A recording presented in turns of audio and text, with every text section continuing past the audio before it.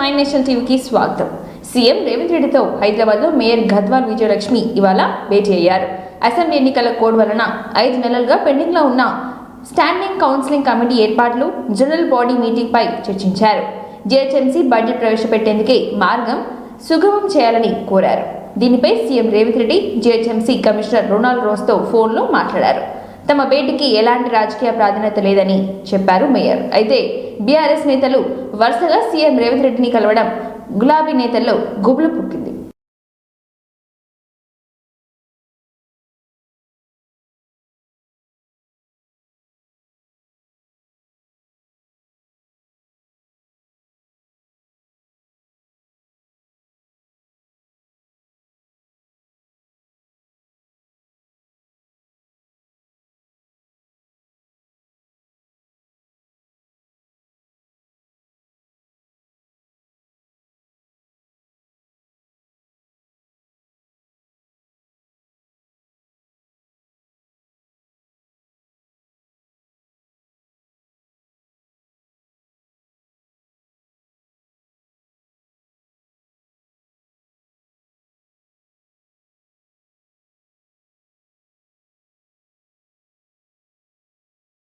పూరిత హామీలతో తెలంగాణలో కాంగ్రెస్ అధికారంలోకి వచ్చిందని బీఆర్ఎస్ వర్కింగ్ ప్రెసిడెంట్ కేటీఆర్ ఆరోపించారు. ఇచ్చిన హామీలను 100 రోజులు అమలు చేయకపోయినా 2024 మార్చి 17 తర్వాత సీఎం రేవంత్ రెడ్డికి గట్టి సమాధానం చెప్తామని అన్నారు. శనివారం కుక్కట్పల్లి అసెంబ్లీ నియోజకవర్గ పార్టీ కార్యకర్తలతో జరిగిన సమావేశంలో కేటీఆర్ మాట్లాడారు. హైదరాబాద్లో జరిగిన అభివృద్ధి చూసి బీఆర్ఎస్కు పట్టం కట్టారని కేటీఆర్ చెప్పారు. గడిచిన 10 ఏళ్లలో కరెంటు పోలేదు, కానీ ఇప్పుడు కాంగ్రెస్ రాగానే 60 రోజుల్లో కరెంట్ కష్టాలు మొదలయ్యాయని చెప్పారు. హైదరాబాద్ గల్లీలోకి వాటర్ ట్యాంకర్లు వస్తున్నాయని అన్నారు కేటీఆర్. చీకటి ఉంటేనే వెలుతురు తెస్తుందని అన్నారు. కాంగ్రెస్ పార్టీ హామీలను గుర్తు చేయవలసిన బాధ్యత తమ పార్టీపై ఉందని అన్నారు కేటీఆర్. కేంద్రంలో కాంగ్రెస్ అధికారంలోకి వస్తేనే ఇచ్చిన హామీలు నెరవేర్స్తామని సీఎం రేవంత్ రెడ్డి అంటున్నారని, గడిచిన 10 ఏళ్లలో ప్రధాని పక్కకుండి చూస్తా ఉన్నాం, అన్ని గమనిస్తా ఉన్నాం, మీరేం మాటలు మాట్లాడుతున్నారో కూడా చూస్తున్నాం. ఇవాళ తప్పుకునే తందుకు ఇచ్చిన హామీలు నెరవేర్చే సమర్థత లేక ఇవాళ మీరు ఇష్టం వచ్చినట్టు నోరు బారేసుకుంటే కూడా మౌనంగా చూస్తా ఉన్నాం. మీరు మాట్లాడుతున్నారు, గమనిస్తా ఉన్నాం. కేసీఆర్ గారికి దాదాపుగా 70 ఏళ్లు తెలంగాణ తెచ్చిన నాయకుడు, 14 ఏళ్లు తెలంగాణ కోసం పోరాటం చేసిన నాయకుడు, ఆఖరికి చావు నోట్లో తలబెట్టి తెలంగాణ రాష్ట్రాన్ని తీసుకొచ్చిన నాయకుడు. అట్లాంటి నాయకుడిని కూడా పట్టుకొని ఇలా నోటికొచ్చిన బూతులు ముఖ్యమంత్రిగా ఉంటూ కూడా మీరు పాత వైఖరి మార్చుకోకుండా మాట్లాడుతుంటే కూడా ఈ రోజు కూడా మేము గౌరవంగానే మీ గురించి మాట్లాడుతూ ఉన్నాం. కానీ ఇదే వైఖరి కొనసాగితే రేవంత్ రెడ్డి గారు, మాకు కూడా భాష వస్తుంది, మాకు కూడా నోరుంది, మాకు కూడా ఎట్లా ప్రయోగించాలనో, ఎట్లా విమర్శలు చేయాలనో, నీ భాషలో నీకు ఎట్లా సమాధానం చెప్పాలనో మాకు కూడా తెలుసు. ఓపికకు కూడా ఒక హద్దు ఉంటుంది. నువ్వు ఇష్టం వచ్చినట్టు నోటికొచ్చినట్టు తిడుతూ మాట్లాడితే మౌనంగా చూస్తా ఉన్నాం. 100 రోజుల వరకు కూడా భరిస్తాం, ప్రజల కోసం భరిస్తాం.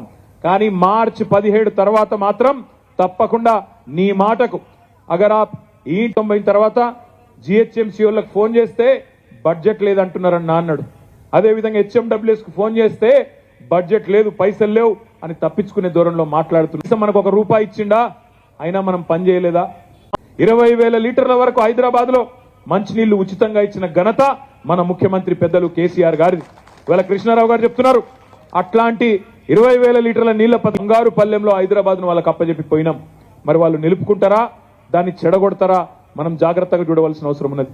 రేపు పార్లమెంట్ ఎన్నికల్లో కూడా ఢిల్లీలో, పార్లమెంట్ లో, లోక్సభలో తెలంగాణ ప్రయోజనాల కోసం గొంతు విప్పి అక్కడ అవసరమైతే గల్లాబట్టి అడిగే ఎంపీలు ఉండాలి తప్ప మనం మళ్ళొక్కసారి కేవలం తల ఊపే ఎంపీలను గెలిపిస్తే లాభం లేదు. నేను మీ అందరినీ ప్రార్థిస్తా ఉన్నా, మీరు చాలా ఓపికకు కూడా ఒక హద్దు ఉంటుంది. నువ్వు ఇష్టం వచ్చినట్టు నోటికొచ్చినట్టు తిడుతూ మాట్లాడితే మౌనంగా చూస్తా ఉన్నాం. 100 రోజుల వరకు కూడా భరిస్తాం, ప్రజల కోసం భరిస్తాం. కానీ మార్చి 17 తర్వాత మాత్రం తప్పకుండా నీ మాటకు అగర్ आप ईंट से मारेंगे तो हम पत्थर से जवाब देंगे, ఇటుకతో కొడితే రాయితో కొట్టినట్టు సమాధానం ఇచ్చే సత్తా మాకుంది. మార్చి 17 దాకా ఓపికగా ఉంటామనే మాట కూడా నేను మీకు విజ్ఞప్తి చేస్తా ఉన్నా. 100 రోజుల్లో మీరు ఇస్తానన్న హామీలు నిలబెట్టుకోండి. ఆ తర్వాత మీరు ఇచ్చిన 420 హామీలు అవి కూడా నిలబెట్టేదాకా ప్రజల తరపున మేము కొట్లాడతాం. కృష్ణారావు గారు చెప్తా ఉన్నారు, మీరు దిగిపోయిన తర్వాత మన ప్రభుత్వం పోయిన తర్వాత జిహెచ్ఎంసీ వాళ్ళకి ఫోన్ చేస్తే బడ్జెట్ లేదంటున్నారని అన్నాడు. అదేవిధంగా హెచ్ఎండబ్ల్యూఎస్కి ఫోన్ చేస్తే బడ్జెట్ లేదు, పైసలు లేవు అని తప్పించుకునే దూరంలో మాట్లాడుతున్నారని చెప్తా ఉన్నారు. నేను ఒకటే మాట ఆలోచించమని కోరుతా ఉన్నా. గత పదేళ్లుగా ఈరోజు ముఖ్యమంత్రి గారు ఘటనపై మంత్రి కొండా సురేఖ ఫైర్ అయ్యారు. భద్రాద్రి సీతారాములకు కేసీఆర్ మనవడు ఏ హోదాలో పట్టు వస్త్రాలు తీసుకెళ్లాడని ప్రశ్నించారు. ఆ సొమ్ము కేసీఆర్ సొంత డబ్బులేనా, ప్రజల సొమ్ము దోచుకున్నాడా అని ప్రశ్నించారు. ప్రజా సొమ్ము దుర్వినియోగం గురించి మాట్లాడే అర్హత కవితకు లేదని చెప్పారు కొండా సురేఖ. లిక్కర్ స్కామ్లో వీరికి ప్రజల సొమ్ము దోచుకోలేదా అని ప్రశ్నించారు. లిక్కర్ రాణిగా పేరు పొందారు. బీజేపీ కాళ్ళు మొక్కి తప్పించుకున్నారని ఆమె విమర్శించారు. కవిత ఎక్కడ ఎంపీగా పోటీ చేసినా ప్రజలు ఓడగొట్టి ఇంటికి పంపుతారని అన్నారు. దయ్యాలు వేదాలు వల్లించినట్లు కవిత వ్యాఖ్యలున్నాయని చెప్పారు. మేము తెలంగాణ ప్రజలకు జవాబుదారీగా ఉంటాం, బీఆర్ఎస్ నేతలకు కాదని ఆమె చెప్పారు. మారాడు అని చెప్పి చాలా అభ్యంతరకరమైనటువంటి కామెంట్స్ చేసింది. అమ్మ తల్లి, నేను ఒక్కటే అడుగుతా ఉన్నా, భద్రాద్రి శ్రీరాముడికి పట్టు వస్త్రాలు నీ పట్టుకొని పోయిండు మీ అన్న కొడుకు. ఆయన ఏ హోదాలో పోయిండో దానికి ఒక్కదానికి ఆన్సర్ చెప్తే వీటన్నిటికీ కూడా ఆన్సర్ దొరుకుతుంది అనేది నేను తెలియజేస్తూ ఉన్నాను. ప్రభుత్వ నిధుల దుర్వినియోగం గురించి మాట్లాడే నైతిక హక్కు మీకు అస్సలు లేదని చెప్తా ఉన్నాను. ఈరోజు 100 కోట్లు 200 కోట్లు పెట్టి మీ సొంత ఫ్లైట్ కొనుక్కునే స్థాయికి మీరు ఎట్లా ఎదిగారు అని అడుగుతా ఉన్నాను. అమెరికాలో అంట్లు దోమికినటోళ్ళు వచ్చి ఈరోజు తెలంగాణ ప్రజల సొమ్మును దోసుకొని తిని కోట్లకు పడగలెత్తి ఈరోజు ప్రజాధనాన్ని దుర్వినియోగం చేసింది మీరు కాదా అని చెప్పి అడుగుతా ఉన్నాను. ఈరోజు లిక్కర్ స్కామ్లో ఇరుక్కొని లిక్కర్ రాణిగా పేరొంది ఈరోజు బీజేపీ కాళ్ళ మీద పడి మిమ్మల్ని అరెస్ట్ చేయకుండా ఈరోజు మీరు ఇది ఇంటర్నల్గా అండర్స్టాండింగ్తో పోయి ఈరోజు బయట పడ్డది మీరు కాదా అని చెప్పి అడుగుతా ఉన్నాను. కాబట్టి కాంగ్రెస్ పార్టీని ఈరోజు ప్రజలు విశ్వసించారు. మిమ్మల్ని బీజేపీ పార్టీని నమ్మలేదు కాబట్టే, మీరు చేసే మోసాలు గుర్తించారు కాబట్టే, మీరు చేస్తున్న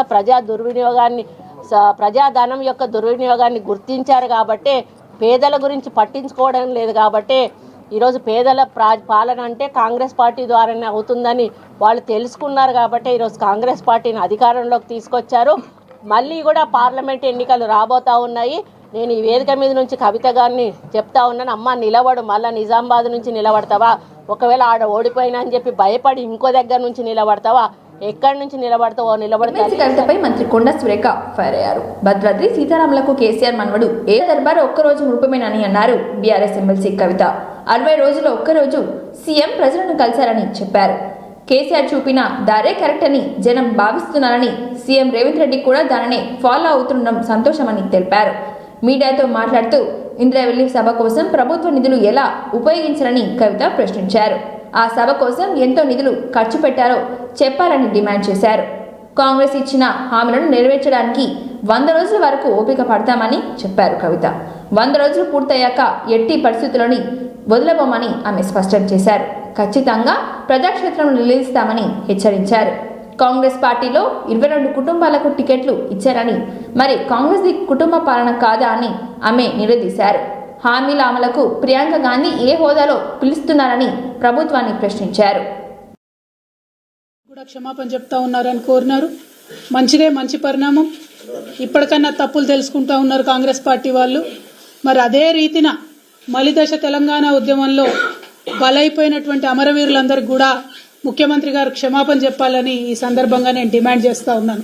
మీరు నెక్స్ట్ కార్యక్రమం తీసుకున్నప్పుడు తెలంగాణ రాష్ట్రానికి సంబంధించి ఏ కార్యక్రమం తీసుకున్నా అమరవీరుల క్షమాపణ చెప్పడంతో సర్పంచ్గా నన్నా గెలిచిందా, ఎమ్మెల్యేగా గెలిచిందా, ప్రజల ఓట్లతో ఎన్నికైన మంత్రులు వెళ్ళి ఆ ఎమ్మెల్యేలందరినీ ఎస్కాట్లు పెట్టి రిసార్ట్లలోకి తీసుకెళ్లడం, 60 రోజులలో ఏ చిన్న వాగ్దానం మీరు చేసింది మేము అడిగినా కూడా అయ్యో నిన్నగాక మొన్ననే వచ్చినాం కదా, మమ్మల్ని ఇన్ని ప్రశ్నలు అడుగుతున్నారు, కొత్త ప్రభుత్వం కదా అంటున్నారు.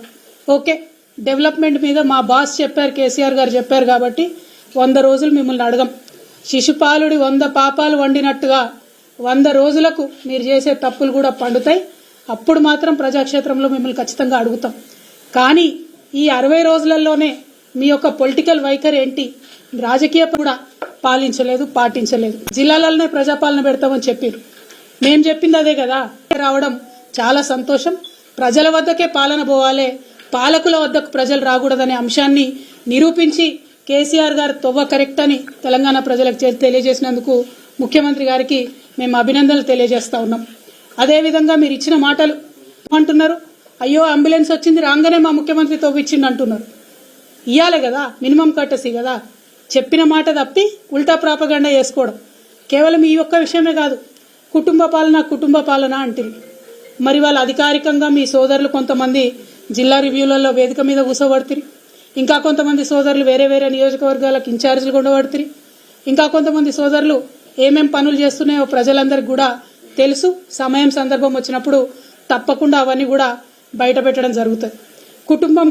కుటుంబం అని తెల్లారులేస్తే కేసీఆర్ కుటుంబం మీద ఏడ్చేటటువంటి ముఖ్యమంత్రి గారికి నేను ఒక మాట చెప్తా ఉన్నా, ప్రజలందరూ కూడా దయచేసి తెలుసుకోవాలి.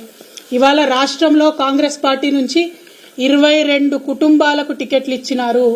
22 కుటుంబాల నుంచి అధికారికంగా ఏదో ఒక పదవిలో అభ్యర్థులు ఉన్నారు. గడ్డం వినోద్ గారు, గడ్డం వివేక్ గారు, కోమటిరెడ్డి వెంకటరెడ్డి గారు, కోమటిరెడ్డి రాజగోపాల్ రెడ్డి. గద్వాల జిల్లా దరూర్ మండలం పరిధిలో జూరాల ప్రాజెక్టు రోడ్లపై గద్వాల ఎమ్మెల్యే బండ్ల కృష్ణమోహన్ రెడ్డి బీఆర్ఎస్ నాయకులతో కలిసి ధర్నా నిర్వహించారు. కృష్ణా జలాల నిర్వహణ బాధ్యతలను కృష్ణా రివర్ పోర్ట్ మేనేజ్మెంట్ అప్పగించడంపై ఎమ్మెల్యే అభ్యంతరం తెలిపారు. రాష్ట్ర ప్రభుత్వ నిర్ణయాలతో నియోజకవర్గంలోని చెరువులు ఎండిపోవడంతో పాటు ఉమ్మడి పాలమూరు జిల్లా ఎడారిగా మారుతుందని ఆరోపించారు. పాలమూరు జిల్లాలు ఎడారిగా మారబోతున్నారని విమర్శించారు. మాజీ సీఎం కేసీఆర్ ఆలోచనలతో తెలంగాణ ప్రాంతానికి గుండె అయిన కృష్ణానది నేటి వాటా కేటాయింపులపై స్పష్టమైన వైఖరి అవలంబించారని అన్నారు. నేడు కాంగ్రెస్ ప్రభుత్వం వైఖరి అవలంబించకుండా కేఆర్ఎంబీవీని కేంద్ర ప్రభుత్వానికి అప్పగించడం వల్ల తెలంగాణ ప్రాంతానికి నష్టం జరుగుతుందని అనే విషయాన్ని ఆలోచించకుండా నిర్ణయాలు తీసుకోవడంపై సరైనది కాదని గద్వాల ఎమ్మెల్యే కృష్ణమోహన్ రెడ్డి స్పష్టం చేశారు. దీనివల్ల మనకి పెద్ద ఎత్తున నష్టం జరిగే అవకాశం. ఈరోజు గద్వాల తాలూకాలో 1,50,000 2 లక్షల ఎకరాల వరకు మనం నీళ్లు సాగులేకి వచ్చింది. రాబో కాలంలో ఈరోజున్న రాష్ట్రంలో ఉన్న కాంగ్రెస్ పార్టీ ప్రభుత్వం ఎటువంటి ఆలోచన విధానం లేకుండా వాళ్ళు చెప్పినమ్మనే దారాదత్తం చేయడం చాలా దురదృష్టకరం. రాబో కాలంలో దీనివల్ల రాష్ట్ర ప్రయోజనాలు దెబ్బతినే ప్రయత్నం కాంగ్రెస్ పార్టీ చేస్తుంది. ఈరోజు తెలంగాణ రాష్ట్రంలో ఉన్న కాంగ్రెస్ పార్టీ ఈరోజు ఏపీలో ఉన్న కాంగ్రెస్ పార్టీని గెలిపియాలనే ఒక దురదృష్టమైన పరిస్థితి వల్ల ఈరోజు రాష్ట్రంలో ఏపీలో కాంగ్రెస్ పార్టీని గెలిపియాలనే ఉద్దేశంతో ఈ సంఘటనలు అయిపోతున్నాయి. దీనివల్ల ఈరోజు అదేవిధంగా అక్కడ ఉన్న రాయలసీమకి రోజు 8 టీఎంసీలు తీసుకుపోయే విధంగా ఈరోజు శ్రీశైలం దగ్గర బొక్కలు పెట్టుకొని పోతిరెడ్డిపాడులో 8 నిమిషాలు తీసుకుపోతుంటే అడిగే దిక్కు లేదు. ఈరోజు ఉన్న అప్పుడు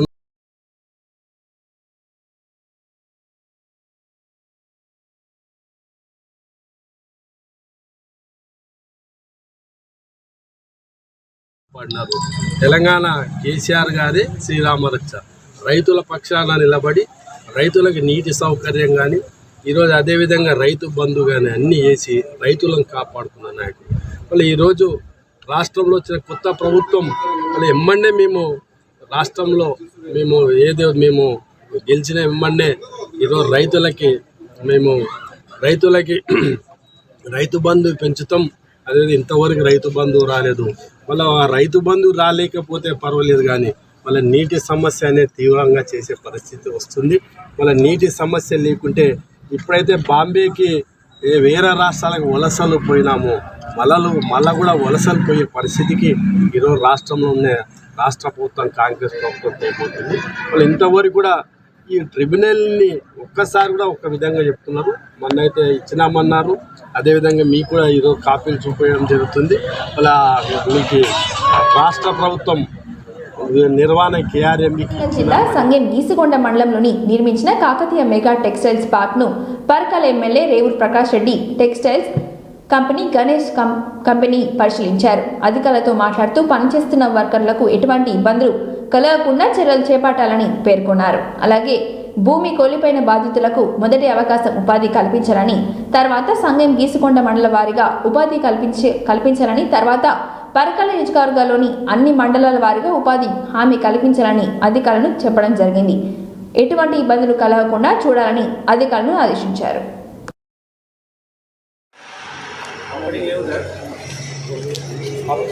संभाल के जाना चाहिए.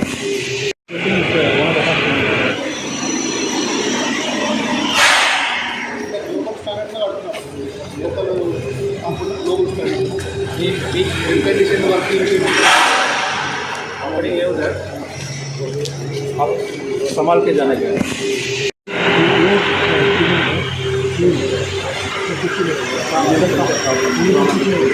कोई भी काम करता है इसको तो अब तो कोई भी सुनेंगे जो पूरा कम तो करने का जरूरत है.